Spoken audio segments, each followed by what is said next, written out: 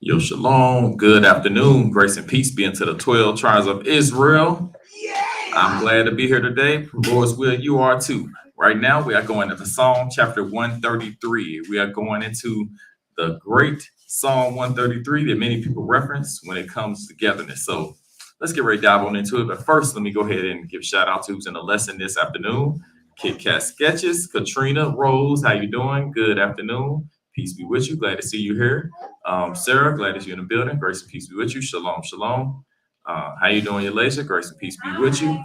Good afternoon. And make sure y'all like, share, and comment. As she has said, like, share, and comment. Good afternoon. And Lawa, glad to see you in the building. Grace and peace be with you. Shalom, shalom. Peace be with you. And what's going on, Decarius? Grace and peace be with you. Shalom, shalom. All right, today, again, we're going into Psalm chapter 133. So let's go ahead and get this started. Let's go first get to Mark chapter 14, verse 2, and we'll go from there. All right. Mark chapter 14, verse 3, actually. Mark chapter 14, verse 3. And being in Bethany, in the house of Simon the leper, as he sat at meat, there came a woman having an alabaster box of ointment of spikenard, very precious, and she brake the box and poured it on his head. And there were some that had indignation within themselves and said, Why was this waste of the ointment made? Why was the waste of the ointment made? I'm sorry, dang. Oh, yeah, why was the waste of the ointment made? For it might have been sold for more than 300 pence and been given to the poor. And they murmured against her. And Jesus said, Let her alone. Why trouble ye her? She has wrought the good work on me. For ye are the poor with you always, and whensoever you will, you may do them good. But me you have not always. She have done what she could. She has come aforehand to anoint my body to the burying. Verily I say unto you, wheresoever this gospel shall be preached throughout the whole world, this also that she have done shall be spoken of for memorial of her. So whenever we bring out the true gospel of Jesus Christ, the message given to the 12 tribes of Israel, the 12 tribes of Israel who are today's Black people, slave descendants, the oppressed, downtrodden, disenfranchised, the diaspora of the world, those people are the descendants of Jacob. Whenever we bring out this message, it's telling those people to keep the law, statutes, commandments to the day they die or until Jesus Christ returns with his glory in those chariots, when those clouds. Then we always going to remember the woman that put the ointment on the body of our Messiah, Jesus the Christ. All right, let's dive on into it. Let's get Psalm chapter 133, verse 1. Psalm chapter 133, verse 1. Behold, how good and how pleasant it is for brethren to dwell together in unity. See, it says how beautiful, I'm sorry, it says how pleasant it is for brethren to dwell in unity. See, not only are the brethren supposedly in unity, some are dwelling in unity, meaning you are continuing in it. It is a habit. It is a lifestyle. It ain't like, oh, I have unity for 10 seconds. I have unity for 10 minutes. I have unity for 4 hours, or I have unity for a day. Yeah, anybody can put on the front. Anybody can, put on that show. They can show themselves or appear to be that way. To dwell in unity is to actually be in that state all the time. Why? Because that's where your mind is. You always live there because that's the best way to go. See, even the shirt I got on today, and I didn't even do this on purpose, but you see how it says, to get the fiery darts of the wicked, Ephesians chapter 6. See, you need brethren dwelling in unity to prevent the fiery darts to actually come in and penetrate and destroy the brothers. Anybody that's ever seen the movie 300? Got all the soldiers and they put all the shields up. When people shooting those arrows, guess what? The shields can create a wall to keep all of the arrows from getting within to you. So then this is a great illustration of that. I'm sure the person that made this shirt thought about 300, thought about the Spartans, which the Spartans are Israelites, just for the record, in case y'all didn't know. So the people understand that how beautiful it is to dwell in unity, because when you dwell in unity, you're impenetrable. You're safe. You can't be messed with. Nobody can take you down. Why? Because y'all move together. When you move together as one strong, mighty unit, you roll over anything in your path. You're like a locomotive, so you got a train with all those cars, and anybody's ever seen trains that understands anything about trains, they don't just stop on a dime. You can't just hit the brakes and the train stops. It takes a while for that train to stop because it's going to take a while for the rest of those cars to get stopping. Well, if you got a whole locomotive going in one direction, guess what? You're going to have an unstoppable force. And that's what we should be striving to be, an unstoppable force. That's why it says how beautiful it is for brethren to dwell in unity. It's a great thing.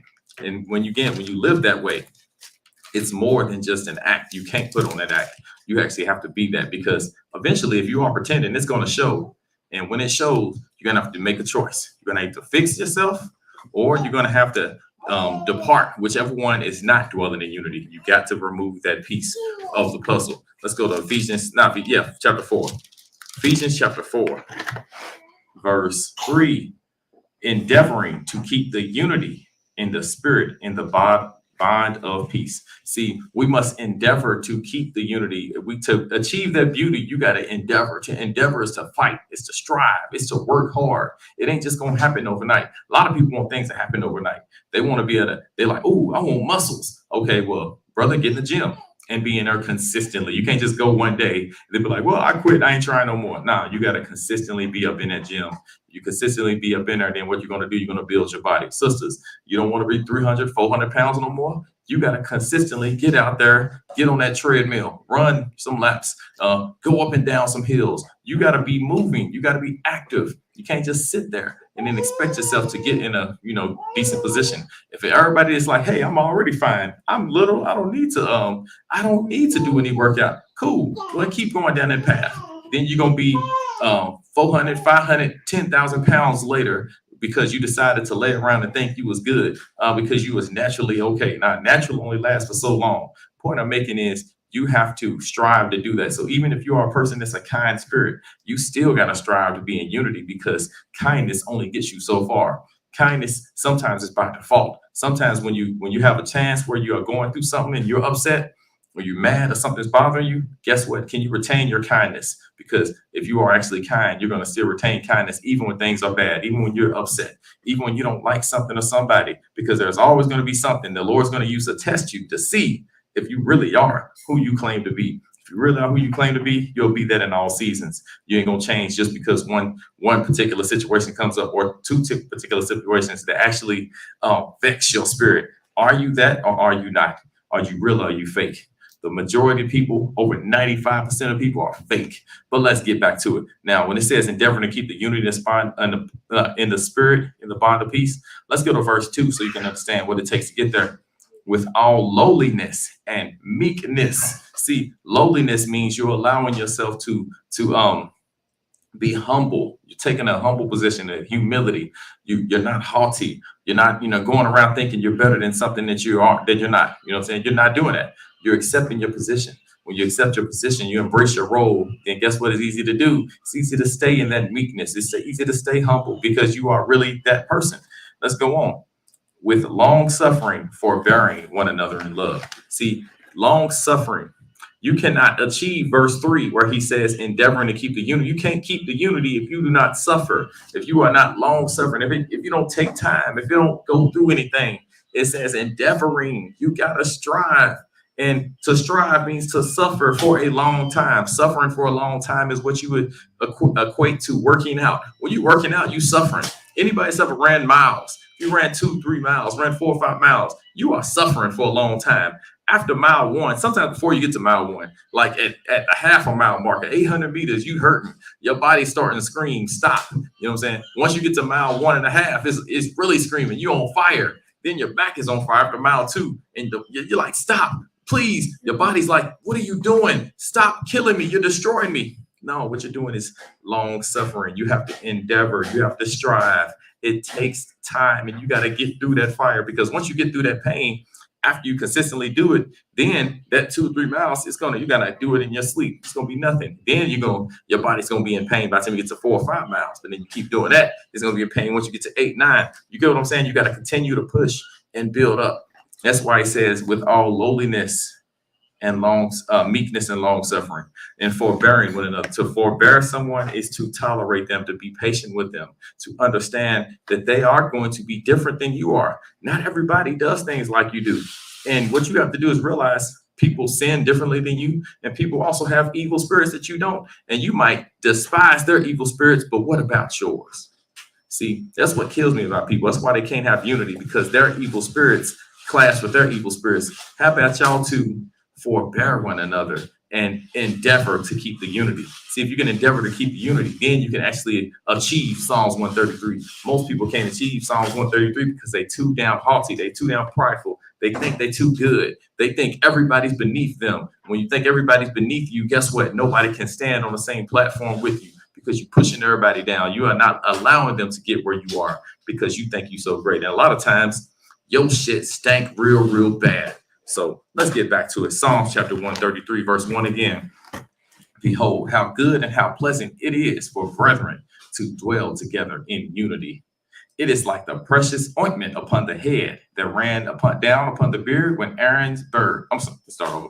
I messed that all up, y'all. It is like the precious ointment upon the head that ran down upon the beard, even Aaron's beard. So it says, in fact, Aaron's beard, Aaron, Moses' brother, he had this long, giant beard, and he had ointment, precious ointment that was going down there because it was special. Apothecary had to make this special perfume that was for him. And I ain't talking about girls' perfume. I'm not trying to say it's okay to be.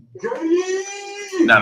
That perfume is just something that just smells good. So a man can put on perfume, it's just the word for it. That we just call it cologne because it feels better to say it. Even myself, I'm not going to say, I'm going to put some perfume on. I'm not going to say that because it just feels weird to say it. But, you'll read in the scriptures, it says, make a special perfume for them. Or it says perfume, I think. I got to make sure I got it word. But the apothecary makes that special concoction. Anyways, even Aaron's beard that went down to the skirts of his garments. And it says the skirts of his garment. The men were not wearing skirts. It's just talking about the edges of the bottom of his garment. That's all it's saying. Verse 3, as the dew of Hermon, and as the dew that descended upon the mountains of Zion. Now, he says the dew that descended because this dew that descended upon Zion helped that luscious, beautiful land that flowed with milk and honey. That dew that came from Hermon. It was like I said, it was a special dew. It was great. It helped things grow. We got to remember before the flood of Noah, everything was watered by the dew. The dew came down on the ground and watered the crops, and then the crops was able to grow. It was precious dew. That's what he says. That precious ointment, that special set apart ointment that was used for Aaron and his sons. It was beautiful like that. That's how unity is, because that true unity amongst brothers and sisters is extremely rare. That true love, that true care for one another, that real patience. That's something that you just don't come across every day. That's why it says it's like that dew. How beautiful it is for brethren to dwell in unity, because it's not something you always see. Just like if you see a marriage, you see a great marriage working, you see the two walking step by step, stride for stride with one another. It's a beautiful thing to watch. Matter of fact, let me go and get that scripture since I pulled it out. It's the same type of thing. It's harder to achieve this one right here, where you actually got a congregation where you have people that's walking together that way. But this one is easier to attain because it's two people. It's less individuals, but we do need to strive for this. So let's go to it. Let's go to Ecclesiasticus, a Sirach in the Apocrypha, chapter. Dang, I thought it's not 26. My bad. Hold on, y'all. Be patient with me. I know it. I'm mad because I know it is. Bear with me, children of the Most High, children of Jacob. Oh, there it is. I think it's 25. Yep. I was looking for 26. All right. Ecclesiasticus, a Sirach in the Apocrypha, chapter 25, verse 1. In three things I was beautified and stood up beautiful both before God and men: the unity of brethren, the love of neighbors, a man and a wife that agree together. You see, the unity of brethren is something that's great. And it also says the man and the wife that agree together, because it's something that's hard to find. It's hard to find a woman that's going to get on the man's program, because a lot of times we don't understand that it's important to do that. Well, that's how the unity of brethren got to be. The unity of brethren has to get on a man's program. They have to get on Christ's program, but they got to get on Christ's program through the vessel that Christ chose. See, a lot of men fall off the wagon right there. They don't understand that getting on Christ's program is getting on that man's program that understands Christ on the highest level. A lot of men are too prideful to accept the fact that there is a man that has a way better understanding of Christ than they do. And once they accept that, then you can achieve the unity of brethren. But it's tough to get to that point without people actually realizing that. Again, with all lowliness and meekness, it takes lowliness, it takes humility, it takes the understanding that you ain't got that prideful mind, that prideful heart, and you willing to be instructed and told and led. That's what it takes. And it's hard for men to do that. We know it's hard for women to do that because women are more prideful than men are. That's a given. But let me not say it's a given. It's a fact. It's not a given. We think it's men, but we actually know it's women. Men just naturally aren't built that way. So it's going to be tough for us to do it. But men understand their space in the hierarchy usually. So they kind of they embrace their role, they embrace their spot, and then they strive to get better. But anyways, that is like that. Let's go. Psalms 133:3 again. As the dew of Hermon, and as the dew that descended upon the mountains of Zion. Zion, that beautiful place we live in, the mountains of Zion. Guess what? The dew descended upon that is going to make us have the greatest real estate on the planet. For there the Lord commanded the blessing, even life forevermore. So again, what we want is that great unity. That unity has to be achieved through our patience, long suffering, as Brother Decarius just put, and our forbearance. That forbearance or tolerance. We got to tolerate each other's infirmities, each other's problems. When we can tolerate those things, then what are we able to do? We're able to grow together, and we're able to achieve that beauty that he's talking about. How beautiful it is for brethren to dwell in unity. This is Psalms 133. Pray y'all gain some understanding. Love y'all as real. Grace and peace be into the 12.